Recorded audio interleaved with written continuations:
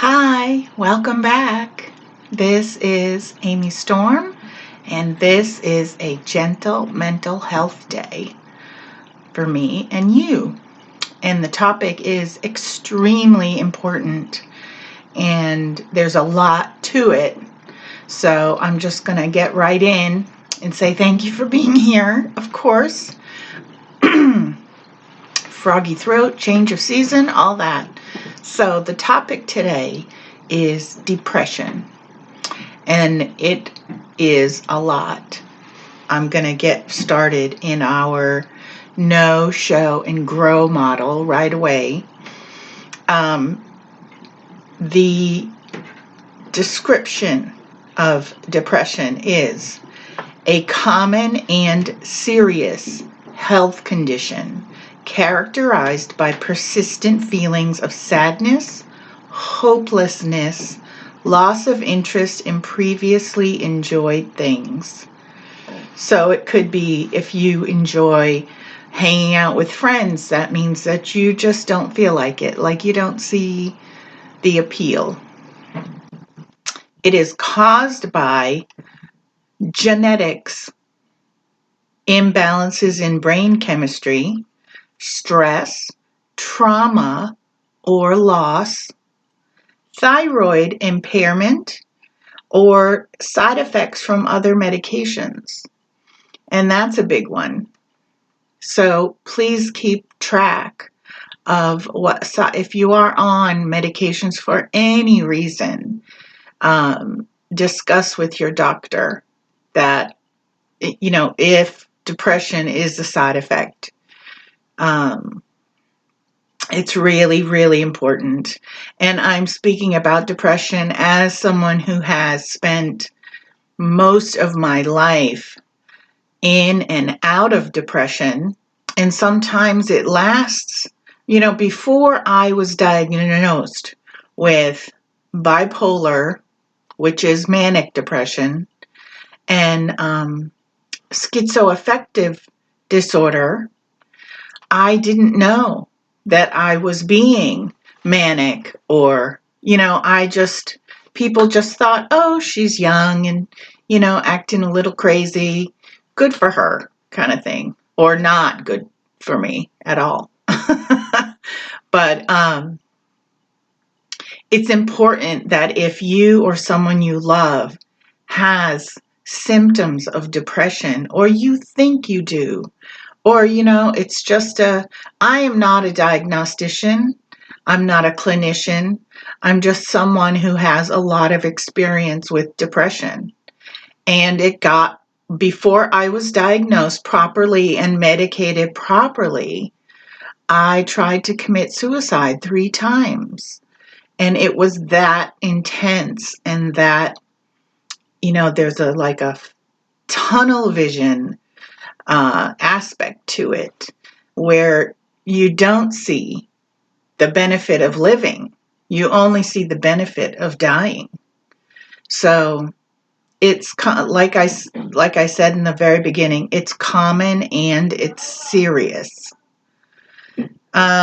Showing depression, as in symptoms of depression: persistent low mood, loss of interest, like we said, in things that used to be enjoyable, change in appetite, poor sleep or too much sleep, fatigue, like an overall feeling of malaise, like I'm just kind of tired for no reason really, difficulty focusing or concentrating, I have that one, feelings of worthlessness or guilt, and I'm familiar with that as well, chronic helplessness, thoughts and planning death or suicide, feeling like a burden to others. So suicide would be better for everyone. There's also 5 main types of depression. Number 1 is major depressive disorder or clinical depression, where you feel sadness, hopelessness, and loss of interest. So the sadness, the hopelessness, and loss of interest get mentioned repeatedly. Those are sort of the big three in terms of symptoms. If you notice yourself feeling sad, sad over things that don't really affect you, sadness because of world events. I mean, everyone has a degree of empathy, I think, but this world is going to hell in a handbasket. I might as well go to sleep and not wake up. Like, that's a depressive attitude. Hopelessness means, it doesn't matter what people are doing or what I'm doing. Things are just never going to get better. And loss of interest. Like, I could tell that I had severe depression when I had the opportunity to ride horses. And I was like, nah. I mean, that's not me at all. Normally, I would cross 6 highways and, to get on horseback is such a pleasure for me. So for me to not be interested, that was a big red flag. Type 2 is persistent depressive disorder. Persistent means that it's chronic, and by chronic, it means that it lasts for at least 2 years. And I know for me with my manic depression, it lasted, I would say, 3 to 4. Yeah, it can hang in there. And that was before I was diagnosed. I knew I had depression, and I was looking for help on my own and seeking psychiatric help and psychological help. But I lived way out in the country, and there just weren't a lot of resources. So I didn't get better. I got worse. And then I got better. But number 3 type of depression is seasonal affective disorder. So I also have that one on top of, just as like a little frosting on top of the depression cake. Seasonal affective comes on us during fall and winter when there's less sunlight. I have what's called a SAD lamp, SAD, SAD lamp. And the lamp doesn't make you sad. The lamp actually helps the body produce, happy hormones, because it provides the full spectrum of light that we miss in the wintertime. So I have one of those, and I keep it on all year. I'm not taking any chances. Next type of depression is premenstrual dysphoric disorder. So it is a severe type of PMS where you have mood swings, erratic and wild mood swings, irritability, and depression. Number 5 is perinatal depression, which happens during pregnancy or immediately post-birth. And that can be very scary. It's important that new moms, whether you're married or not, whether you're, involved in community or not, it's important that new moms have a support system that they can rely on and that will be proactive in helping. Because, bringing another being onto the planet is something that, millions of women have been doing for eons, but each woman's experience of it is completely unique. And so it's important to stand by the moms.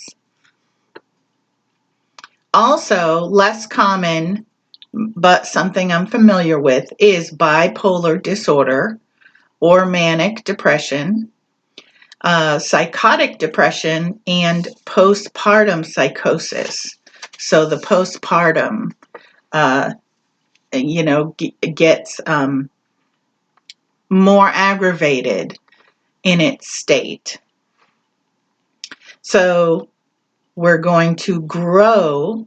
Next is the grow part. Grow past the symptoms and manage the depression. Professional therapy, first thing up. And examples are CBT, DBT, or my favorite, EMDR. CBT stands for Cognitive Behavioral Therapy. DBT is Dialectical Behavioral Therapy. Just talking to someone sometimes makes a difference.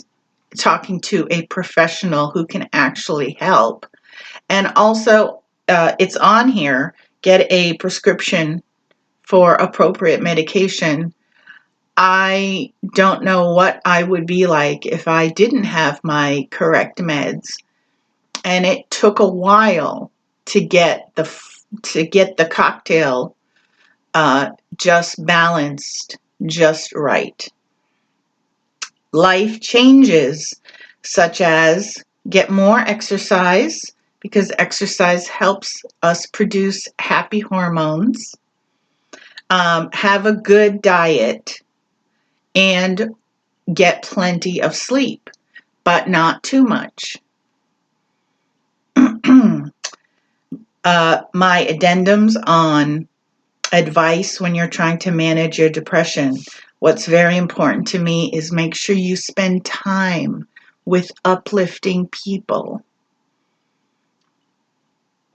Spend time with non-judgmental people. Spend time with non-shamers.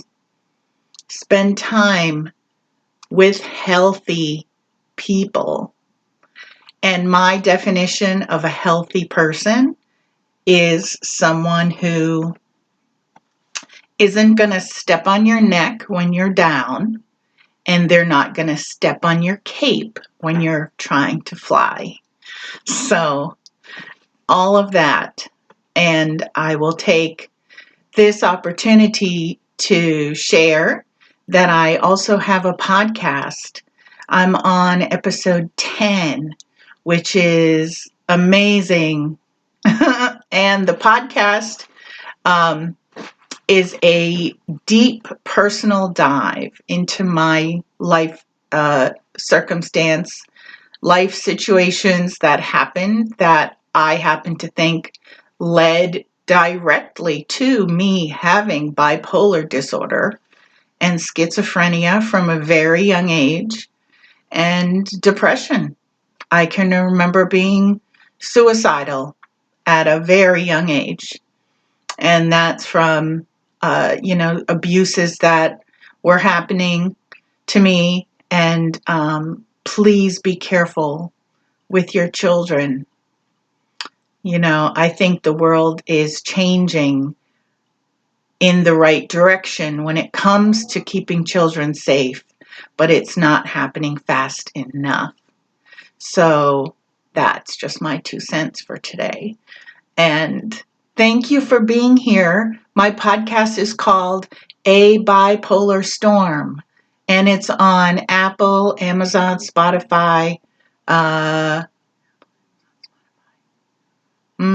I forgot the last one. But anyway, it's on every platform. So just look for it, please. It's not for everybody. It's an adult sharing. We go into some very dark topics, and I speak very frankly about abuse and different situations. So I hope to see you over there, and thank you for being with me here today.